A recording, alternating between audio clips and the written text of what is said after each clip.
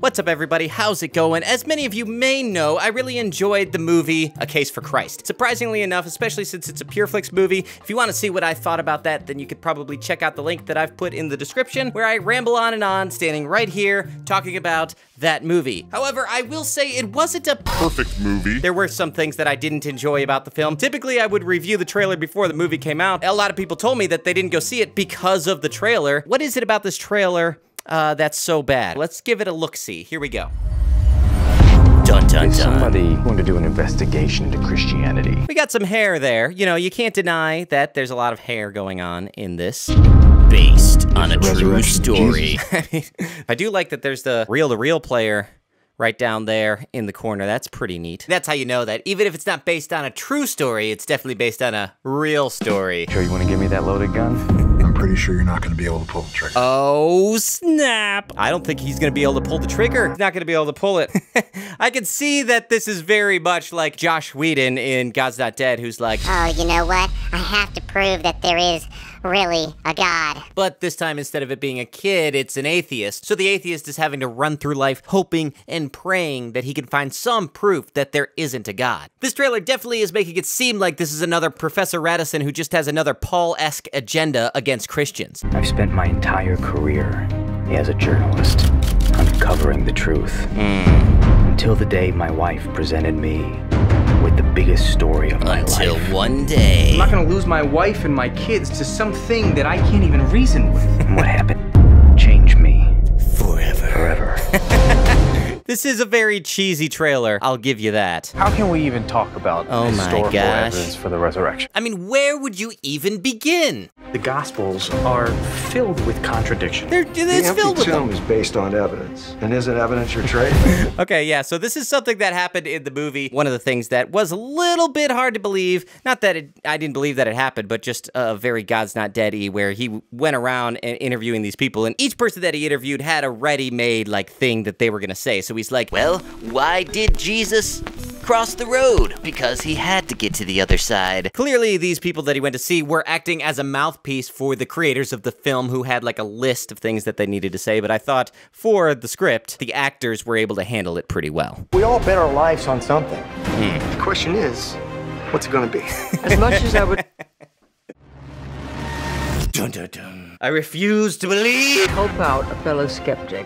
What you're proposing is impossible. It's impossible to prove that there's no God. Could Jesus survive being spiked to the cross? There is no evidence of anyone ever surviving a full Roman crucifixion. I write something down and I bury it in the dirt. It doesn't make it true.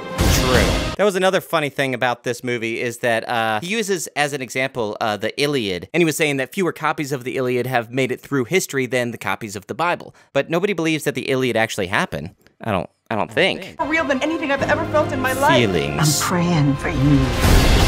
Do you really want to know the truth, or is your mind already made up?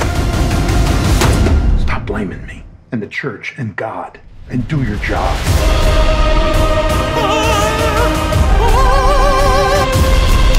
Type it. Write that book. Pay for your grandkids' college. No one's ever proven if the shroud is the actual burial cloth of the Christ. Until Lee Strobel came along. Those eyes for the first time suddenly becomes a real person. The Case for Christ.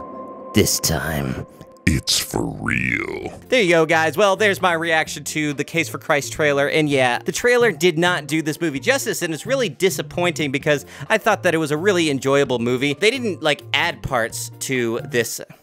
Take these things off. They didn't add parts to this. I mean, this is in the movie. I'm not saying that the parts that are cheesy in this trailer weren't also cheesy in the movie, but I felt like there was more stuff in the movie that gave these parts a little bit more context. I just find the music so funny. It's so epic and angelic, as if this trailer is somehow proven that Jesus is real and that you should already believe by the end of the trailer. They put all of the things, all of the problems with that movie in the trailer itself. So I really think that this was an attempt to make this seem like a sequel to God's Not Not Dead or a God's Not Dead-ish movie. I think that this was a mistake on the side of the people who were making the trailer and coming up with the marketing for this, because they've done this now for a few movies where they're kind of trying to ride the coattails of the success of God's Not Dead. I don't think the reason why people will go see this movie is because of that movie. In fact, I think this is head and shoulders above in quality and writing and acting God's Not Dead. And so I recommend seeing the movie. It's definitely a Christian movie. I mean, I wouldn't go into this thinking that you're about to see an extremely subtle film or that you're going to see an Academy Award-winning movie or anything, but geez, it's much better. Anyway,